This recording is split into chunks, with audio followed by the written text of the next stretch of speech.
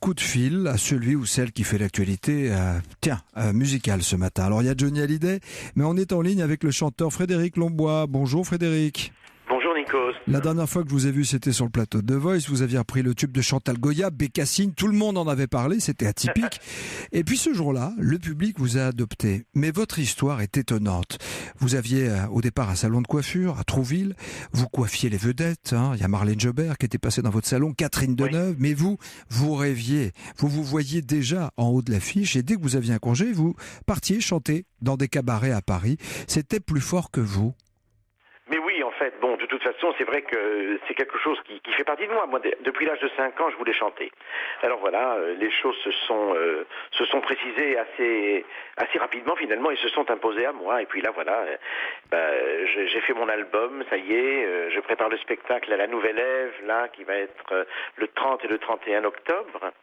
Et puis dans cet album, je suis très heureux parce qu'il y a des duos. Il y a un duo magnifique avec Michel Larocque que je voulais, puisque vous partez en voyage. Il y a Je viens vers vous, des chansons à moi aussi, une chanson sur ma maman. Mais j'ai repris aussi les titres, j'ai repris Bécassine, j'ai repris et même Lady Gaga. C'est-à-dire que vous avez un registre très atypique, mais vous avez aussi un profil d'artiste qui ne correspond pas, on va dire, aux choses formatées. Qu'est-ce qu'on apprend dans les cabarets ? Vous avez chanté dans le cabaret. Qu'est-ce qu'on apprend la nuit quand l'autre discute avec sa voisine et est plongé dans son verre ou dans son plat ? On apprend quoi la nuit quand on chante dans un cabaret, Frédéric Lombois ? Eh bien, on apprend le métier, parce que d'abord on a les gens, le public sous le nez, donc vraiment il faut être très très concentré sur ce que l'on fait. Il faut essayer de capter les gens, d'aller les chercher dans leur regard, dans leur cœur. Voilà, c'est ce que j'ai appris. Et c'est Jérôme Savary aussi qui m'a appris ça beaucoup, parce que j'ai travaillé avec lui pendant 20 ans et j'étais son acteur fétiche.